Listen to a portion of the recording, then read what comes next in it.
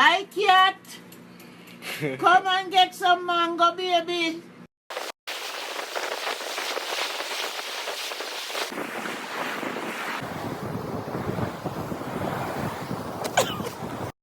One, two, 1, 2, 3.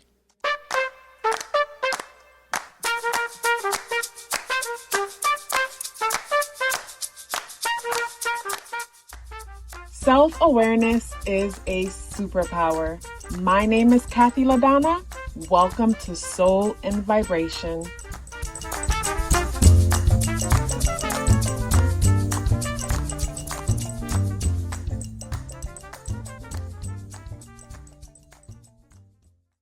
I hope the free thinkers are doing well. And if you're not doing well, I'm happy to remind you that you are the most powerful person that you know. You are the most powerful person that you know because only you can create your reality. Hey guys, today is Sunday, December 8th, and the energies in the day adds up and reduce to number 1 vibration. If today is your birthday, happy birthday.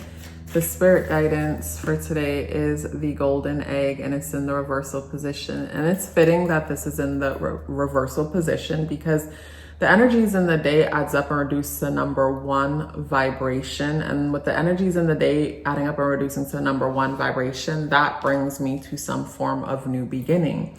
But there's some unfinished business. I think since Wednesday the 4th, or maybe even Thursday the 5th, some things have been happening for some people. As there's some shift happening where it's like you're shifting from one thing to the next in your life. It could be an ideology, it could be a mindset, it could be a belief about something, it could be an actual relationship, a move, a career, whatever. There's a shift happening. And even though yesterday some may have felt like they came to a conclusion about something, maybe something came to an end. But when we get to today, it's not time yet to jump into something new, hence why the golden egg came out in the reversal position. And the golden egg came out in the reversal position for me because there's a lack of clarity about moving forward. There's a lack of clarity about moving forward because how could we move forward when we don't know where we want to go next, when we don't know what we want to experience as next? And that's because we're not done yet with whatever it is that we're dealing with. We're not done yet. We're not done yet. And with the day being the 8th, that also confirms with us not being done yet, because with the number 8 energy, there's still some level of reflection that needs to happen about some aspects of the systems that we operate within. We operate within a system about everything. I think of like, say, someone reflecting on some aspect of their lives and wondering or trying to understand why it is the way it is and how could it be better. And the system that, you operate from within that is something that needs to be addressed, needs to be understood. Today is Sunday, ruled by the sun, and the sun is in Sagittarius conjunct Mercury in retrograde. And with Mercury in retrograde, Mercury is the mind and the sun is the identity. So we're reflecting on who am I exactly? Who am I? Who am I exactly? But be careful that in the process of reflecting on who am I, we're reflecting on who am I in relation to like, who am I because you don't match up to society's standards of who you should be. And I say that because when I think of Sagittarius energy, I think of how Sagittarius energy is right next to Capricorn, and they're at the top of the astrological wheel in a place where there's this pressure of people's opinion and observation of you and sizing you up as far as your educational status and are you well traveled, are you well learned type of vibe. Where did you go to school? How many books have you read? Are you well traveled? It's that kind of pressure to a certain extent. Who do you know? And with Mercury in retrograde, some of us could be sizing ourselves up in relation to those things. And, into those things based on ourselves. So this is where for some of us, you might be considering going back to school. You can't be wrong for educating yourself, but you can be wrong if there is this cycle this cycle of getting these degrees and accumulating this debt and doing nothing with these degrees and not recognizing that there's a pattern here. And I almost got myself caught up in that pattern. And the reason why that pattern would have been able to come about with me was because of insecurities that I didn't even realize were there. Because even though I have a lot of interest, because I'm curious about a lot of things, it's very clear about where my passion is. But at the time, it was fair to say that I did not know how to be clear on what my passions were. Where now, the way how I'm clear about what my passions are, I pay attention to what I spend the most time doing on my free time. I pay attention to what I do for free, even if no one asks me, and how it makes me feel doing this thing for free. Where there are other things that I'm interested in, and I'll spend time researching them and diving into them for whatever reasons. But at the same time, I don't spend as much time on them as I spend on other things. So for me, it was paying attention to how I spend my time, my leisure time. Like if I had free time, if I had like say days off, free time, what would I be doing? And it would be engaging in the things that I speak about on this channel. But at the time, I was unaware that I didn't know how to give myself permission to speak about these things publicly. Because, you know, coming from a spiritual a religious community, having to go to church every Sunday and things like that, I didn't know that, you know, I felt like I was doing something wrong, like speaking about these things, engaging into these things publicly. So I wrote this path off as like, I didn't even entertain it to be like a real thing to do. So instead, I would consider other glamorous callings. And I remember moving back from California and thinking, okay, I'm going to go back to school. I'm going to be a dietitian because I love learning about nutrition and food. And I believe that food is our medicine. And I obsess over those topics where health and food is concerned. And I said, okay, I'm gonna do that. And then I had a dream that I'm in a classroom and I'm so behind when it comes to the homework and everything, and the thought of catching up. And it was just a horrible feeling in the dream. And the dream world was trying to show me that you're on the wrong path. And I took a step back and I thought about the process, because a lot of us could get so lost in the idea of ourselves in a certain role. We get so lost in thinking of ourselves in that glamorous position, but we hardly ever reflect on the consistent process that it will take to get us there and the process that it will take to keep us there. When I thought about the process it would take to get me into that position and the process that it will take to keep me there, I realized that I'm really not as passionate as I think I am, because the process is going to feel like work.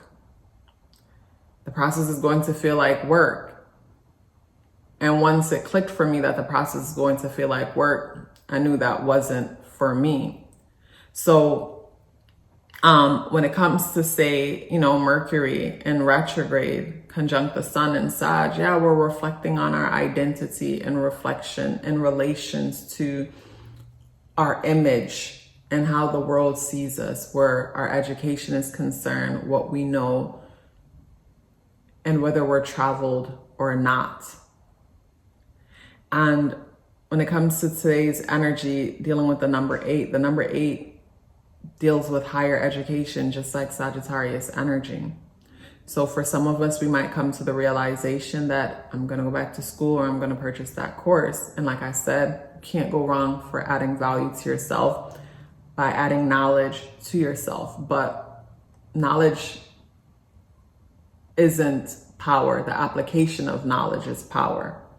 So we could gain knowledge all day, every day. But if we're not applying what it is that we know, then it's pointless. And that's something that clicked to me about me also, where I realized that I would just like consume knowledge but it was really a form of escapism. Not a bad way of escapism, if you ask me, but it clicked for me that it was a way of escapism where I would get up and I would just watch one YouTube video after the next, and I'll be Googling this and searching that and Googling that and searching that until it clicked for me that I'm escaping reality on information.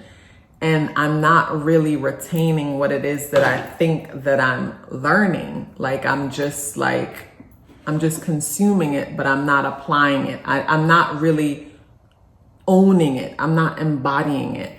And the way how I changed that was after I watch something, I'll take a pause. I'll take a break. I won't just jump to the next thing. Take a pause, take a break. If I'm in a bad space though, I will binge information, because for me that's a form of escapism, and it's not a bad way of escaping reality if you ask me. So yeah, if I'm stressed or I'm going through it, I will binge on it. But when I'm in my right mind and I'm in a conscious, healthy space and I'm present, I'll consume something and then I'll pause before moving on, and I'll reflect and I'll ask myself, what was my biggest takeaway from what I just watched or read or listened to? And it's like, okay, that was my biggest takeaway. And it's like, okay, what would my life, how could I apply what it is that I just took away from that thing? And what would my life look like if I was to successfully apply what it is that I just took away from that thing? So from that approach, I noticed my life started transforming, because I wasn't just consuming knowledge. I was now conscious of what I was consuming and now applying it. So it's like, okay, what was my biggest takeaway? How could I apply what I just took away?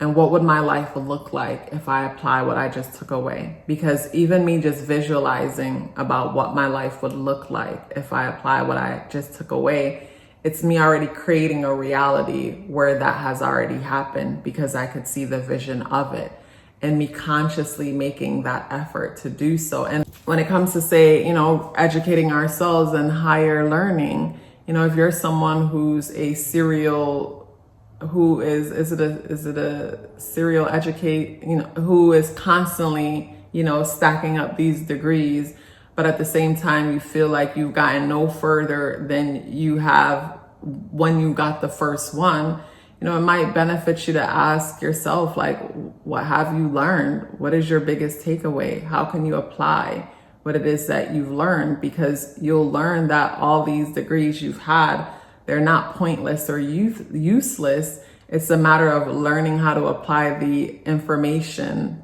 the knowledge that you've gained. It's a matter of being confident in yourself to know that you have what it takes to apply this knowledge and change the lives of yourself and others and get paid doing so from this knowledge that you've obtained. Nice. So when it comes to the tarot, we have the Fool. And the Fool energy comes out in the upright position. So the Fool brings me to taking a chance, but in order to take a chance, you have to know wherever it is that you're going. Where are you going? And it brings me to the quote, if you don't know where you're going in life, any road will take you there. When it comes to today's energy, big reflection on where are you going? Where are you going and why are you going there? Lots of great ideas today. Write them down.